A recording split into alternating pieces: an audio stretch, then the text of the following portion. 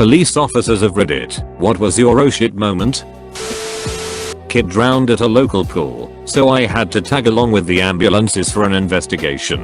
I got there first and saw his father holding him crying, and my heart sank. I ran over there and tried to perform CPR to the best of my ability for about 10 minutes before the ambulance arrived. He woke up right as it pulled onto our street. I proceeded to visit him in the hospital and now he swears he wants to be a police officer. Ex-cop from NSW Australian here. A guy once died in a motorcycle accident. We went to deliver the death message to his girlfriend. After reading the collision report, the truck driver said he just pulled straight in front of him like a deliberate suicide. She was not answering, so we forced entry. The shelves of the fridge were on the kitchen floor. Opening the fridge, we discovered multiple pillowcases with her cut up body inside. That was certainly an OS***T moment. Got a call for a emotionally disturbed person. Arrive on scene and a 350-pound man built like an NFL lineman is passed out on the floor face down. His wife says he suffers from PTSD from the first Iraq war and that he was an army ranger. He had been drinking heavily. His son is on scene and about 16 years old. The man begins to wake up and proceeds to smash his forehead into the ground repeatedly. We call for an ambulance. A small pool of blood begins to form on the floor. The wife grabs a rag and goes to wipe it up when this guy's head jerks up real quick, his face contorted in rage. He grabs the wife by the neck and throws her clear across the room onto the couch. We immediately jump on him, but he is preternaturally strong. There are 4 of us, and we are each fighting one limb. The kid jumps in and helps us get 2 sets of cuffs on him because one set was not wide enough to connect his wrists behind his back. I ride in the ambulance to the hospital with him while he glares at me angrily, reciting his military registration number and telling me I won't get any information out of him and that I'm a towelhead. I don't remotely look like I'm from the region. The entire ride I hope that he doesn't break out of the cuffs. If I'm being honest, I'm not sure we would have gained control of him if the kid hadn't helped. Not me, but my grandpa was on the California Highway Patrol for 20 years. He always told the story of how he pulled over this guy for a busted taillight. My grandpa asks him for his license and registration, and the guy says, "How'd you catch me so fast?" Grandpa said the hair on the back of his neck never again stood up half so fast. Turned out the guy had robbed a bank not 5 minutes before. Responded to a domestic, and when I showed up I heard a lot of yelling and banging. A friend of the family was standing outside screaming for help. I saw my backup down the block, so I decided to run in on my own, figuring he'd right behind me. I saw 2 older siblings, brother and sister, practically choking each other out, while a younger sister tried to jump over the older sister and stab the brother with a knife. I didn't see the knife until I was right next to them, and when I did see it, my first reaction was to grab the younger sister by the wrist, slam her arm into the wall to knock the knife out, and throw her to the ground. I then held her with my left hand as I elbowed the big sister in the face to separate her from the brother. The brother then came at me, and I ended up punching him in the sternum, which sent him to the ground. He landed next to the knife and looked at it as though he was gonna grab it. I drew down on him and told him not to move. All 4 of us then looked each other in silence for what felt like a minute before that officer who was down the block ran in.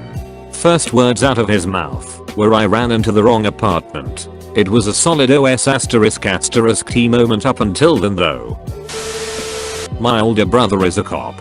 He got a call about a suicidal teenager behind a school with a knife. He rolled up to the spot, and when the kid noticed him, he immediately started hacking at his own neck with the knife. My brother sprints over to him and tases him. Saved the kid's life. It's all on body cam. S***T as F***king wild. Edit. A few people have asked for a link of the video. I've only seen it one time. It's not public as far as I know. This was a suicidal teenager, so I'm sure there was good reason to not make it public. It probably would not have helped him cope with whatever was going on in his life. I was a rookie cop in a small town. I was driving to a check on a report of a large group of kids causing a disturbance at a school parking lot late at night. I realized I had not tested my PA speaker, which I planned on using to disperse the crowd. On my way to the call, slowly rolling down a residential street at 2 AM with my windows down, I decide to tap my PA mig a couple times to check it. First 2 taps, can't tell if it's working. I slow down. I tap the mic several more times.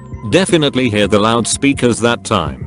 At that moment I hear, "What the F **K are you doing?" I look out my passenger window and see this old dude sitting on his porch in his underwear, looking pissed. Our eyes locked. I realized I had no decent excuse for clicking my loudspeaker in a quiet neighborhood in the middle of the night, so I didn't say anything back to him, and I floored it up the road.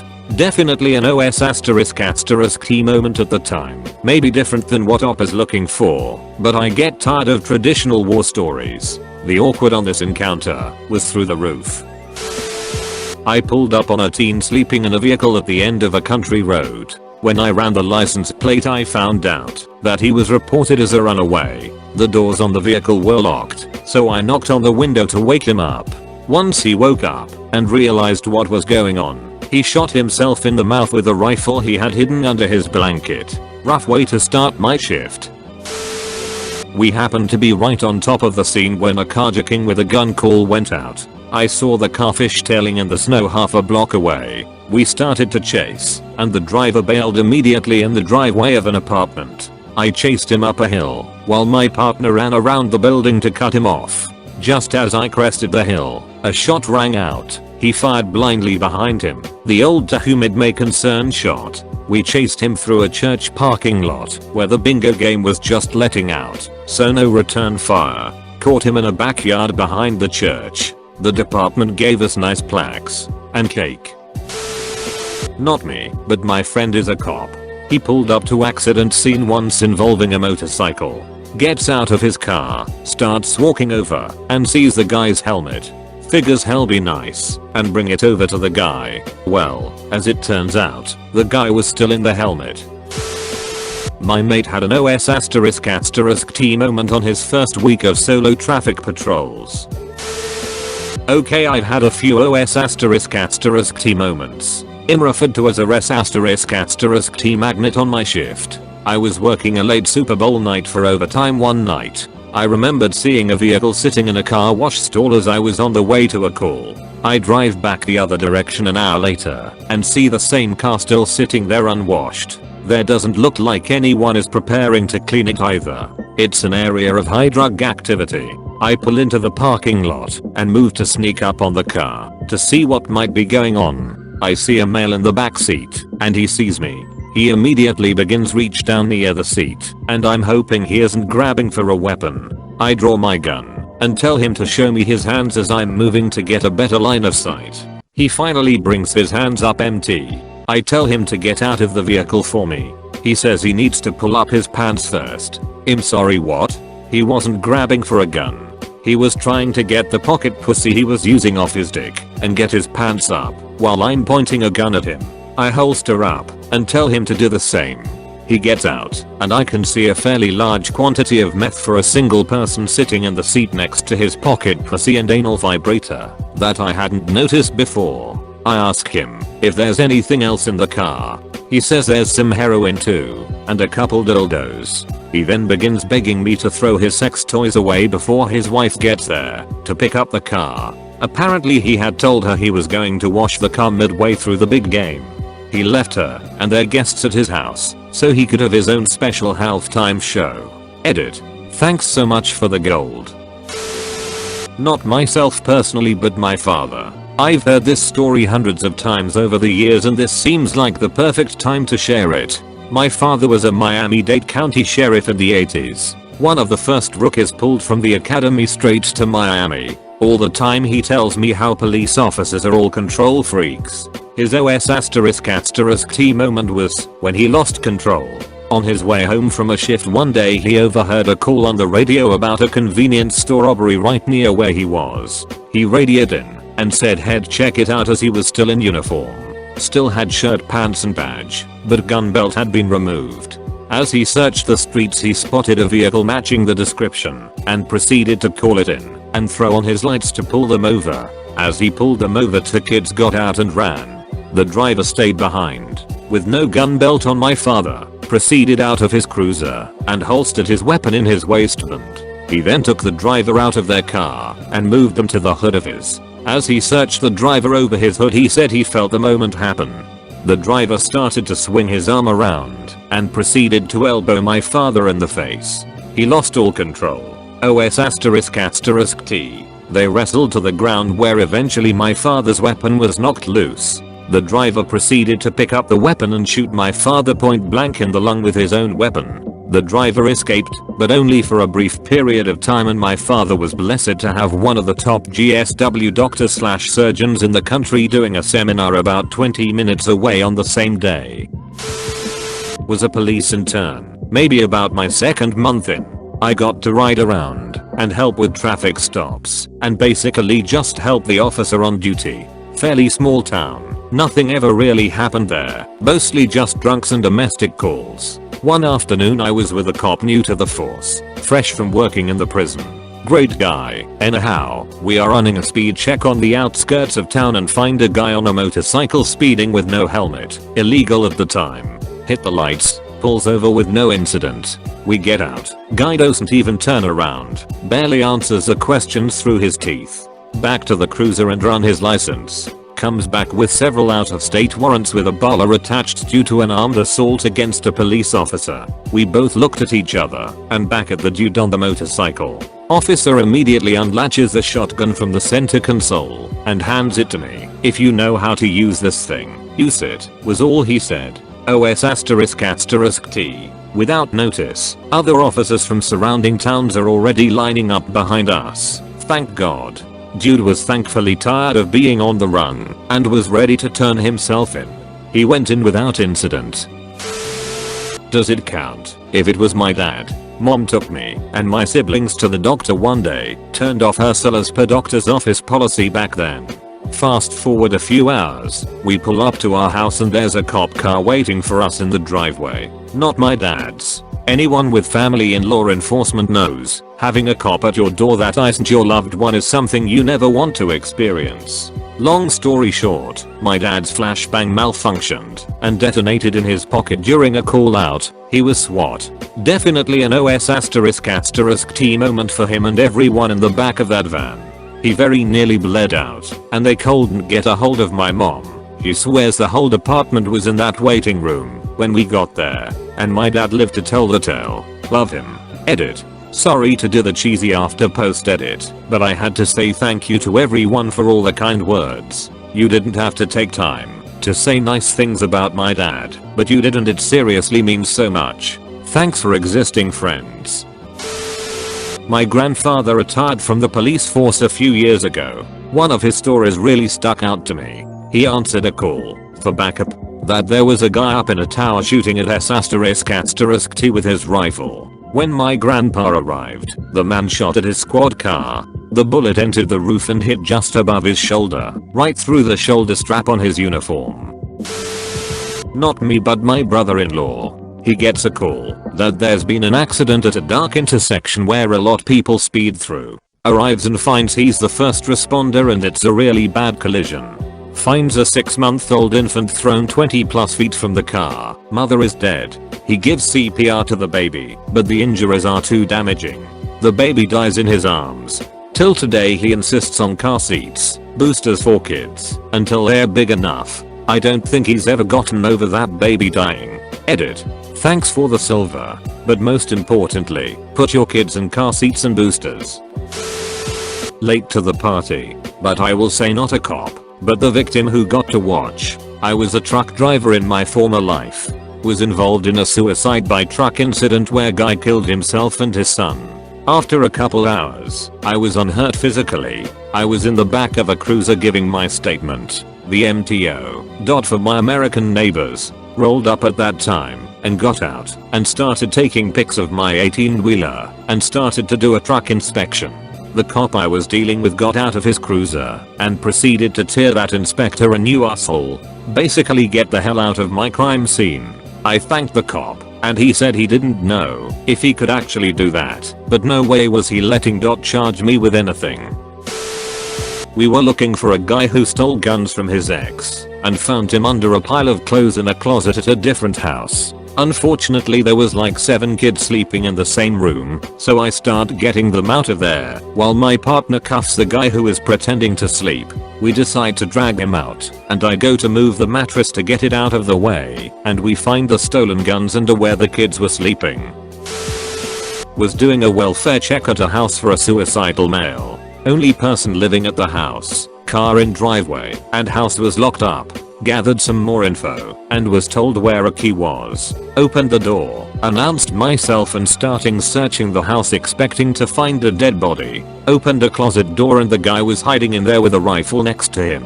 If he wanted me dead I wouldn't be typing this. Dude was having some issues. Sat and talked for about half an hour.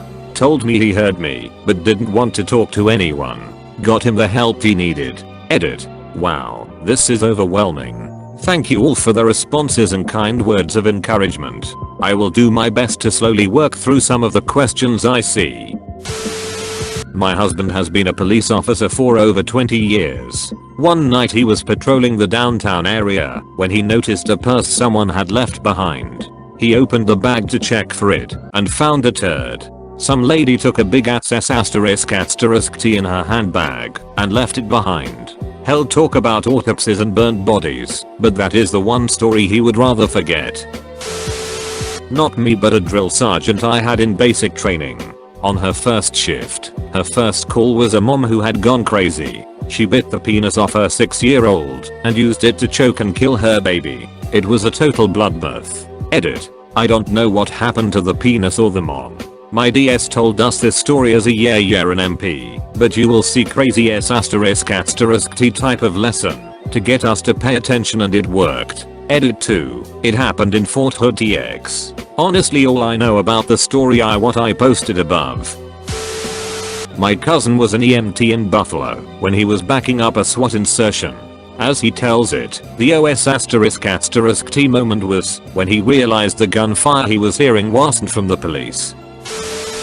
As a rookie I was responding to an alarm at restaurant that was supposed to be haunted by a woman. The first officer that arrived was an older officer that didn't do much and didn't ever get excited on the radio. As soon as he arrived he asked for a second unit in a high-pitched tone. As I pulled in he had his shotgun out and he was leaned up over his hood. My first thought was **T someone is breaking in. When I ran up to him and asked what up, all he said was as he pulled up and his lights hit the building a woman jumped off the roof and disappeared. He was clearly shook. Me and another officer checked the building and found no evidence that someone had been there. It made an impression on me and I never went back to the restaurant at night without another officer. My dad was a cop for about 19 years before what would be the first time he called me after a shift, because he felt like out of my family I would be the only one would just listen. He got a call about a possible domestic violence out in the next county and he was the closest unit. Short story, crazy ass dad locked himself in the bathroom with his 7 and 3-year-old sons. Shot and killed both sons before killing himself. My dad got out of his car at the second shot and barely made it into the house at the third. He requested a transfer the next week. Not me but a guy I know. Very junior cop. He has been on the police force maybe 5 years now. On his very first call ever he responded to a suicide. When he arrived he found a 16-year-old teenage girl who had opted to end her life by slitting her own throat. First and foremost I can't imagine what brought the girl to do this. Extremely tragic. But I also can't fathom the mental strength required to be able to continue a career in the police force after kicking things off like that. Certainly demands respect for these individuals that serve. When I was responding to a simple trespass after warning call, and upon me making contact with the trespassed individual, he charged myself and my own partner with a pair of scissors. When I was a corrections officer I got assigned to shadow an experienced officer until an FTO would be available to train me. It didn't take me long to find out that this co was highly unpopular among the inmates. My moment was when we went into a 50-man dorm to do a roster/bed check and there was absolute silence in the dorm and I could feel the hair standing on the back of my neck. The inmates were intently staring at the officer I was shadowing. He was oblivious to it while I was straight up in fight or flight mode. Never experienced that in a dorm after that. I feel like something serious was potentially going to go down that night. 2 on 50 is not good odds. I couldn't have been happier when I didn't have to shadow that guy anymore. My husband got a call for a psychiatric emergency when working as an EMT. A kid on a 4-wheeler saw a pickup crashed into a stone wall in a field and called the police, who called EMS. Apparently the driver had driven into the wall intentionally and stabbed himself in the abdomen as well, and then bled to death or died of head injuries until someone found him. As my sir was leaning in to turn off the engine, the truck ran out of gas. That was the weirdest one he's told me. Actually, another one which is a bit creepy too. Wrote a guy a DUI one night, towed his car, and seized his license, serving him with a form from the DMV which says that his license has been seized and that he has to show up to a hearing to determine whether the license will be suspended. Like any good form, the DMV form has boxes where I fill out this guy's information and carbon copies so I can keep a copy with the report. A few days later, a buddy of mine finds me. He got dispatched to a call of a suicide in the park. Man was found hanging from a tree. They identified him by the DMV form I had served him with, which was still in his pocket. Make sure to like and subscribe for more daily content. Thanks for watching.